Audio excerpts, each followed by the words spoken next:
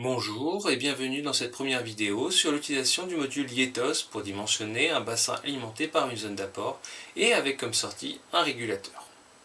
YETOS est un module de Capolaris qui se base sur le dessin et les modèles numériques de terrain pour effectuer les calculs de dimensionnement.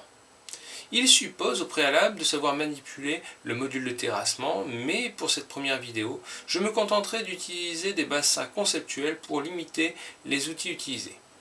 Aussi, je ne détaillerai pas le fonctionnement des calculs. Pour cela, je vous invite à visualiser les vidéos sur Hydrolite, un outil de dimensionnement qui n'utilise pas le dessin. Je vais commencer par préparer mon environnement de travail. Je vais avoir besoin de 3 palettes d'outils. La palette YETOS pour associer un dessin à des objets qui pourront être simulés. La palette YETOS pour dessiner des objets qui pourront être simulés, et la palette YETOS pour tout ce qui concerne les liens entre les objets simulés. Pour cette démonstration, je vais seulement sortir la dernière palette, ce qui nous permettra d'utiliser plus facilement ces outils. Pour cela, clic droit, ensuite ajouter dans la barre d'outils. Voilà, notre palette est sortie. Je vais aussi avoir besoin de l'explorateur qui contient l'ensemble des données contenues dans le projet. Je vais ouvrir l'explorateur. Si l'explorateur est intégré dans la fenêtre principale, je peux passer du dessin à l'explorateur grâce au raccourci CTRL Tabulation.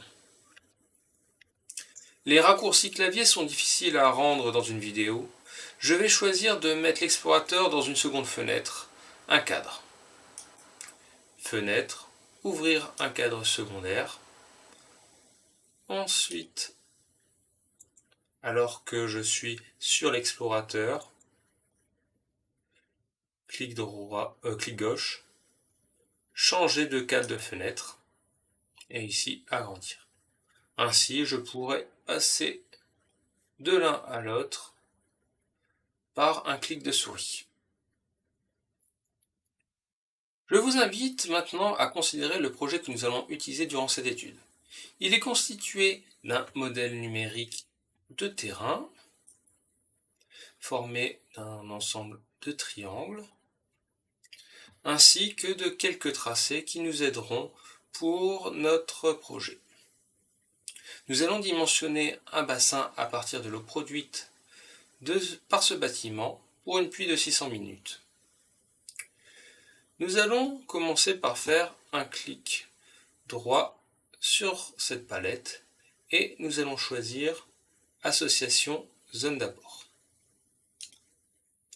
En bas, nous avons ici les instructions pour le fonctionnement de l'outil. Il nous demande de sélectionner la ligne qui correspond à notre zone d'apport. Notre zone d'apport est la ligne de bâtiment et nous pouvons choisir un type de terrain. Ici, nous allons choisir toiture plate qui possède un coefficient de ruissellement de 90%. Pour le reste des paramètres, nous allons les ignorer pour le moment. Maintenant, je vais dessiner ici une ligne qui représentera l'ouvrage conceptuel. Je vais donc aller dans l'outil, je vais choisir un code, alors simplement ligne 0, je vais dessiner une ligne, fermeture du dessin, ensuite je vais association d'un ouvrage conceptuel, je vais cliquer sur la ligne et je vais pouvoir paramétrer l'ouvrage. Je vais donc pouvoir définir le type de terrain sur lequel il se trouve, par exemple un sol sable-limon avec une infiltration à 10-6. Ensuite, on va définir le fond. Donc ici, là, on peut voir le Z, l'altitude de l'objet. Donc on sait qu'il est à peu près à 30 mètres. On va définir un Zenmax à 30 et un Zenmin à 20, soit une hauteur d'eau maximum dans notre ouvrage de 1 mètre. En appuyant sur le bouton calculer, que l'on aura 247 mètres cubes d'eau disponible dans cet ouvrage.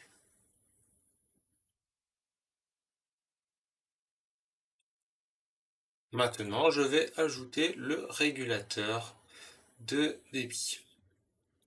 Je vais donc ici, création régulateur de débit. Je vais aller dessiner l'objet, donc je vais choisir un type de dessin dans les régulateurs de débit.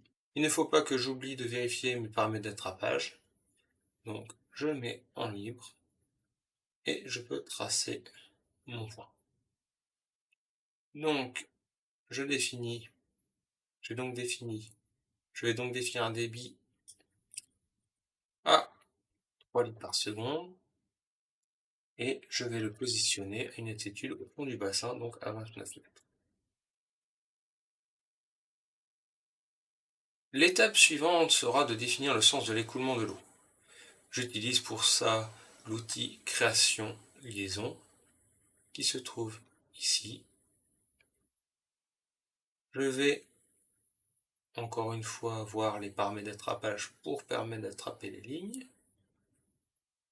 Je sélectionne ma ligne qui représente ma zone d'apport. En vert se trouvent les candidats, c'est-à-dire que je peux envoyer, par exemple, mon eau vers l'ouvrage. Par contre, je ne peux pas envoyer directement vers le régulateur. Donc, je clique, une ligne avec une flèche apparaît pour indiquer que nos deux éléments sont connectés. Ensuite, je sélectionne l'ouvrage et je utilise le régulateur. Là, de même, il y a une ligne qui apparaît avec une flèche qui indique le sens de l'écoulement. Je peux aussi utiliser l'affichage d'un aimant réseau. En sélectionnant ici, j'obtiens la ligne de ma zone d'apport en magenta qui m'indique que ce sont des éléments amont à l'ouvrage que j'ai sélectionné en jaune, qui apparaît en jaune. Enfin, j'ai en orange l'élément aval qui correspond au régulateur. Je vais maintenant aller dans l'explorateur, hydrologie. Je vais voir les différents profils de pluie qui sont disponibles. Je vais utiliser la pluie Gardincourt 10 ans 5 heures, qui est une pluie double triangle basée sur du Montana, d'une durée de 300 minutes, avec les coefficients de Montana suivantes, donc 7 et moins 0,632. Je vais ensuite dans modélisation, dans config de simulation, je vais sélectionner projet temps de vidange et simulation simple. Mes temps de simulation doivent être supérieurs à la durée des pluies que je vais utiliser. Je vais, par habitude, utiliser 24 heures pour la simulation simple et pour le temps de vidange. Et pour finir, je vais faire modélisation. Je vais chercher ma pluie de 5 heures et je vais cliquer sur le bouton simuler. J'obtiens donc dans le navigateur web le rapport suivant. Dans le premier lien, j'ai le récapitulatif du projet. J'ai donc une zone d'apport, une structure réservoir conceptuelle, un régulateur de débit et une zone d'apport liée à ma structure réservoir conceptuelle.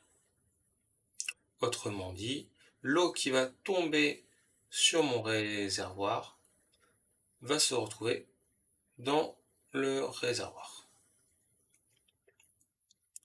On a ensuite un récapitulatif par type d'objet. Donc là, les zones d'apport, j'en ai qu'une, zone d'apport 6 avec une aire de 2000 m² avec un coefficient de ruissellement de 90%. Là, j'ai le récapitulatif de chaque zone d'apport. Donc, pareil, le nom, l'aire, le coefficient de ruissellement, d'autres paramètres qui ne nous intéressent pas pour le moment. Ensuite, on a les informations sur la structure réservoir conceptuelle qu'on a mis en place. On voit ici la liste des structures réservoirs conceptuelles et ici le volume utile de notre ouvrage que l'on a créé. Ici, les informations spécifiques à cet ouvrage, donc altitude en haut de l'ouvrage, altitude en bas de l'ouvrage, l'hauteur d'eau utile, le volume d'eau utile. Pour les ouvrages de rétention et d'infiltration, nous avons trois graphiques qui apparaissent. Le premier indique le rapport entre le niveau d'eau et le volume. On est sur une géométrie simple, le rapport, on est sur une géométrie simple, le rapport est linéaire. On a ici le positionnement marqué par le point jaune de notre régulateur, donc en fond de bassin. Ensuite, le second graphique correspond à l'infiltration, au débit d'infiltration en fonction du niveau d'eau, qui évolue entre 2-10-4 et 3,1-10-4 mètres cubes par seconde. Enfin, on a les informations sur le temps de vidange. On sait par exemple que pour un niveau d'eau de 50 cm, on aura 10 heures de vidange. Et si l'ouvrage est rempli, on va avoir une durée de 20 heures.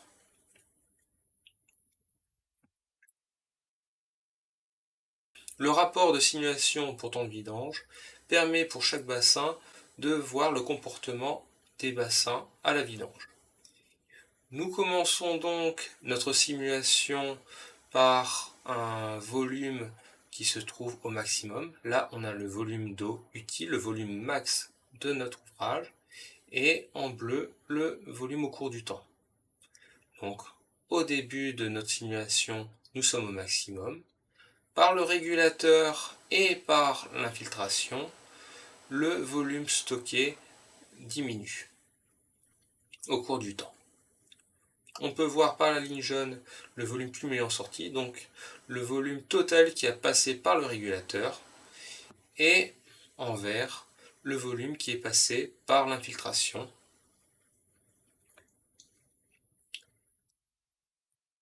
Enfin, on va pouvoir voir ce qui s'est passé durant notre simulation de notre puits Gerdincourt 10 ans, 5 heures. Notre rapport de simulation pour la puits commence par la représentation de la puits qui a été utilisée pour simuler le comportement de notre ouvrage. Nous avons une puits de 300 minutes, de forme double triangle, dont la hauteur totale de l'événement pluvieux indique 57 mm. Ensuite, nous avons le comportement de notre zone d'apport, qui est soumise à la pluie que l'on a présentée par le lignétogramme.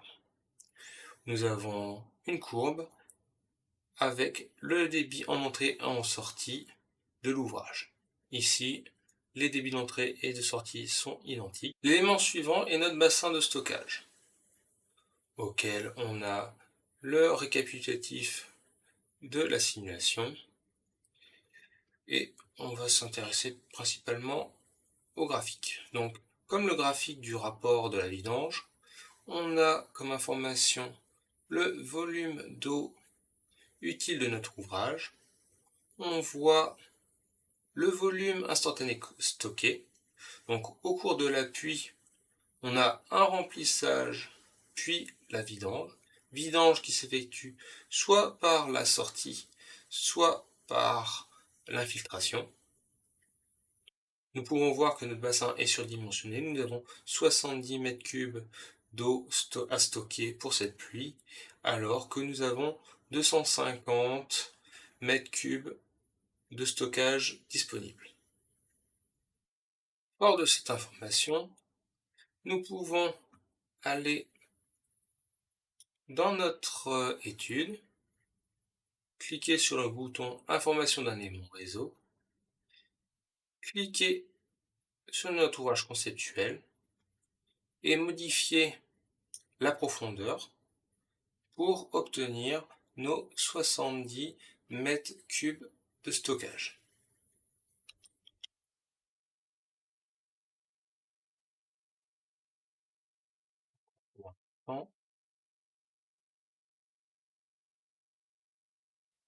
Avec une profondeur de 30 cm, nous serons capables de stocker notre pluie. En conclusion, nous avons vu comment créer une zone d'apport, un bassin conceptuel avec un régulateur. Nous avons modélisé la pluie et exploité les résultats. Dans la prochaine vidéo, il sera question des ouvrages de rétention basés sur du terrassement. Bonne journée et à bientôt.